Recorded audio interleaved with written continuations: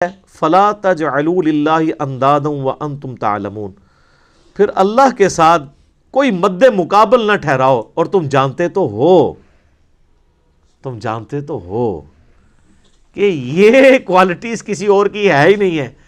یہ توحید تو تمہارے اندر موجود ہے کہ اللہ کے مد مقابل کوئی نہیں ٹھہرایا جا سکتا. مجھے بتائیں قرآن اسٹارٹ میں جو توحید بیان ہوئی ہے، اس توحید کو پڑھ لینے کے بعد کوئی کسی بابے کو پکارے گا؟ کسی مرے ہوئے شخص کو پکارے گا؟ کسی زندہ شخص سے وہ چیزیں ڈیمانڈ کرے گا جس کا وہ اہل ہی نہیں ہے؟ امپاسبل ہے. کتنی بنیادی بات ہے. بس یہ ساری نعمتوں کے عوض میں تم سے ایک بات مانگ رہا ہوں، فلا تجعلوا للہ اندادا، پس مت بناؤ اللہ کے ساتھ کسی اور کو مد مقابل ند کے طور پہ.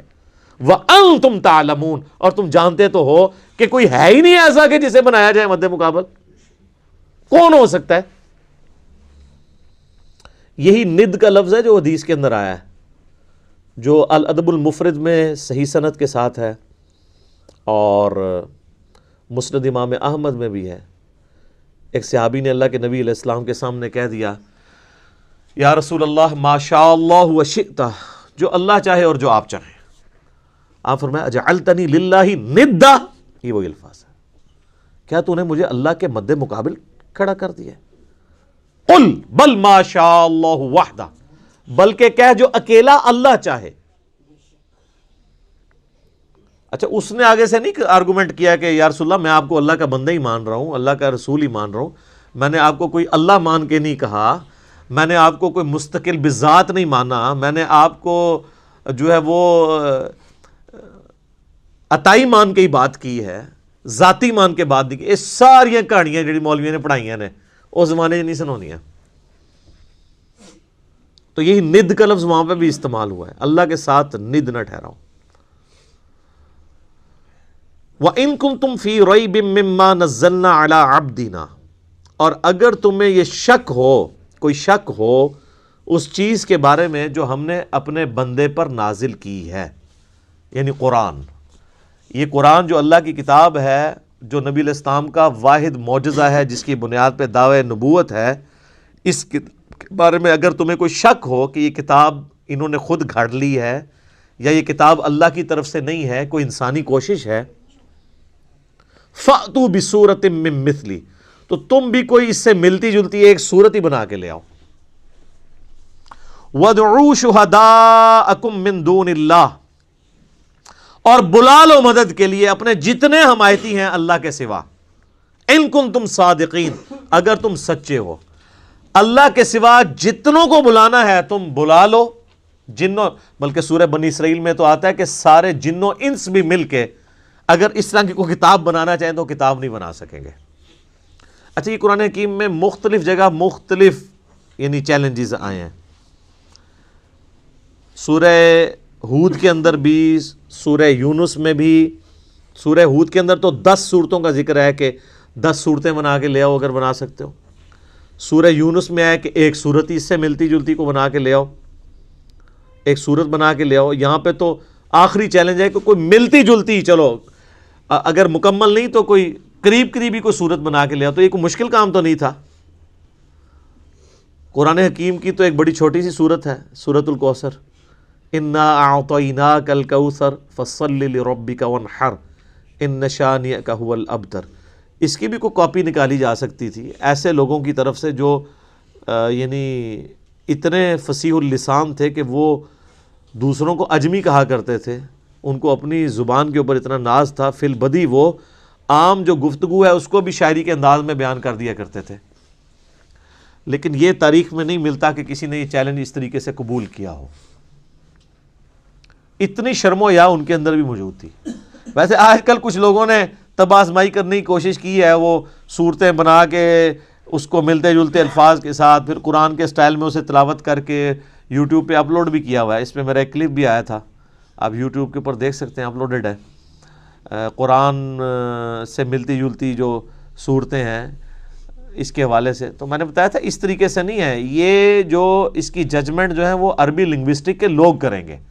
صرف اس سے ملتے جلتے الفاظ کے ساتھ کوئی عربی کا کوئی لٹریچر سامنے لے آنا یا خود لکھ لینا یا کوئی شاعری کر لینا، ظاہر ہے ہم اجمی تو جج نہیں کر سکتے. ہاں اجمیوں کے لیے ٹیسٹ یہ ہے کہ آج کے دور کا ہمارے پاس جو سب سے بڑا ٹچ سٹون ہے وہ سائنٹیفک فیلڈ کا علم ہے. اس کے اعتبار سے کوئی بھی قرآن حکیم کی ایک آیت بھی ایسی نہیں ہے جو اسٹیبلش سائنس کے خلاف ہو. اس ٹیسٹ سے آپ اسے گزار کے دیکھ لیں. لیکن وہ اسٹیبلش سائنس ہونی چاہیے، ہائپوتھیسز یا تھیوریز نہیں ہونی چاہیے. تو اس پہ بھی یہ پرفیکٹلی فلفل ہوگی. ڈاکٹر مورس بوکائل ایک فرینچ سرجن تھے، انہوں نے ایک اس کے اوپر کتاب بھی باقاعدہ لکھی ہے، مسلمان ہو گئے تھے، بائبل قرآن اینڈ سائنس کے عنوان سے. اردو میں ترجمہ بھی ہوا ہے لیکن وہ بڑی مشکل سی اردو ہے اس کی، انگلش میں بھی ترجمہ ہوا ہے اس کا.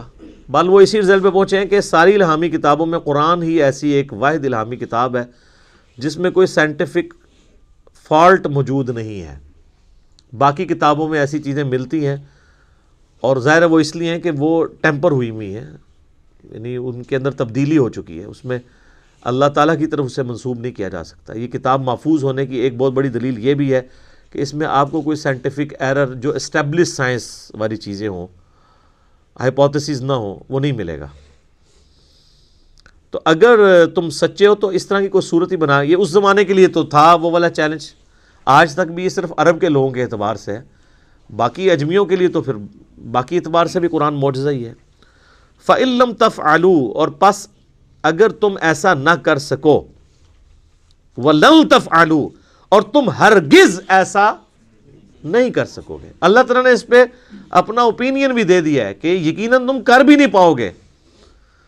فَاتَّقُوا النَّارَ الَّتِي وَقُودُهَا النَّاسُ وَالْحِجَارَةُ، تو ڈرو اس آگ سے جس کا ایندھن آدمی اور پتھر بننے والے ہیں. اعدت للکافرین، جو اللہ نے تیار کر کے رکھی ہے انکار کرنے والوں کے لیے. اچھا، یہ کافرون کا ترجمہ یا مسلمون کا ترجمہ جو ہے نا وہ ہم عموماً تو کر رہے ہوتے ہیں مسلمان اور کافر. اصل جو ترجمہ ہے نا مؤمنون کا یا مسلمون کا، سر تسلیم خم کرنے والے، بات ماننے والے، اور کافر وہ ہیں جو بات نہیں ماننے والے. کوئی مسلمان بھی کافر ہو سکتا ہے اور کوئی کافر بھی مسلمان ہو سکتا ہے کہ کوئی صحیح بات مان لے. وہ ایک تو وہ ٹرم والا ایمان ہے نا جو ہم ایز اے اصطلاح استعمال کرتے ہیں، جو کلمہ پڑھ لے اور وہ 5 بنیادی چیزوں پہ چلے. لفظی ترجمہ یہ ہے کہ نہ ماننے والوں کے لیے، انکار کرنے والوں کے لیے، کفر کہتے ہیں انکار کرنے کو، نہ شکری کرنے کو، اللہ تعالیٰ نے آگ تیار کر رکھی ہے جس کا ایندھن آدمی، انسان اور پتھر ہے. اللہم اجرنا من النار، اللہم اجرنا من النار، اللہم اجرنا من النار. صحیح مسلم میں حدیث ہے، نبی علیہ السلام ایون نماز میں بھی جب کبھی آیات آتی تھیں جہنم سے ریلیٹڈ تو آپ علیہ السلام اللہ سے جہنم کے اگینسٹ اللہ تعالیٰ کی پناہ طلب کیا کرتے تھے، اور جب جنت کی آیات آتی تھی تو اللہ تعالیٰ سے جنت کا سوال کیا کرتے تھے. یہ سنت ہے.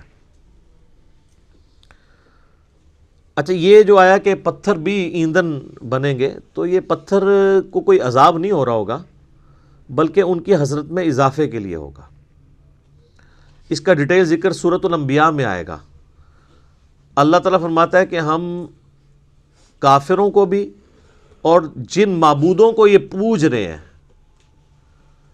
ان کو بھی دوزخ میں ڈالیں گے. اور پھر اللہ تعالیٰ فرماتا ہے کہ اگر یہ ان کے معبود ہوتے تو دوزخ میں ان کے ساتھ تو نہ ہوتے.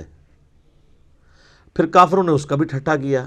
انہوں نے کہا اچھا اس کا تو مطلب ہے پھر عیسیٰ ابن مریم کو بھی دوزخ میں ڈالا جائے گا، کیونکہ عیسیٰ ابن مریم کی بھی لوگوں نے پوجا کی ہے. پھر اللہ تعالیٰ نے اس کا بھی جواب دیا، ریپلائی ٹو کے بغیر کام چلتا نہیں ہے نا، وسوسے اتنے ہیں.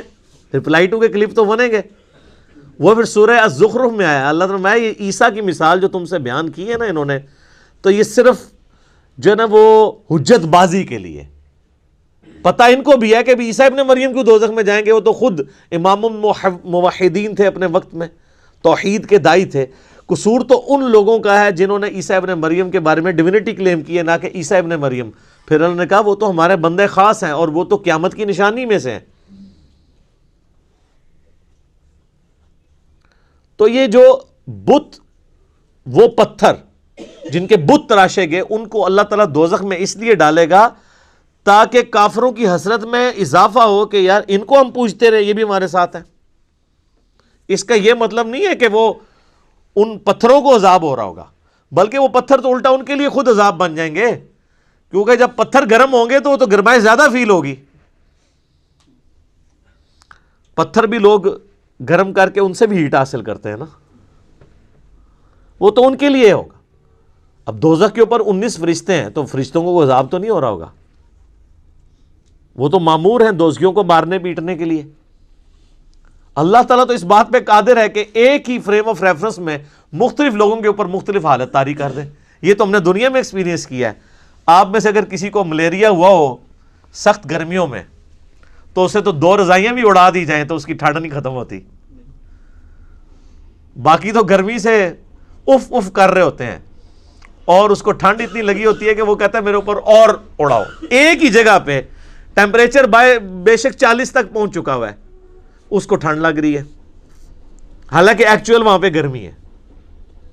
تو یہ اللہ تعالیٰ ایک فریم آف ریفرنس میں دنیا میں ایسی چیزیں کر کے بتاتا ہے کہ 2 مختلف بندوں پہ ایک ہی جگہ پہ 2 مختلف حالتیں طاری ہو جاتی ہیں۔ اللہ ہی اللہ ہے جی، یقین کریں کہ یہ جو چیزوں کی کوالٹیز ہیں یہ بھی اللہ کی وجہ سے ہے۔ اگر اللہ تعالیٰ کا امر اس کے پیچھے سے ہٹ جائے، آپ 7 سمندروں کا پانی بھی پی جائیں، آپ کی پیاس نہیں بجھ سکتی۔ اور اگر آگ کے جلانے کی خاصیت اللہ تعالیٰ چھین لے، آپ پوری زمین کے درخت بھی جلا لینا، آپ ایک روٹی بھی نہیں پکا سکتے، کیونکہ وہ خاصیت ہی جب اللہ تعالیٰ لے لے گا۔ تو یہ دوزخ میں ان کافروں کے ساتھ پتھروں کو اس لیے جلایا جائے گا تاکہ ان کی حسرت میں اضافہ ہو، نہ کہ ان پتھروں کو عذاب دیا جا رہا ہوگا۔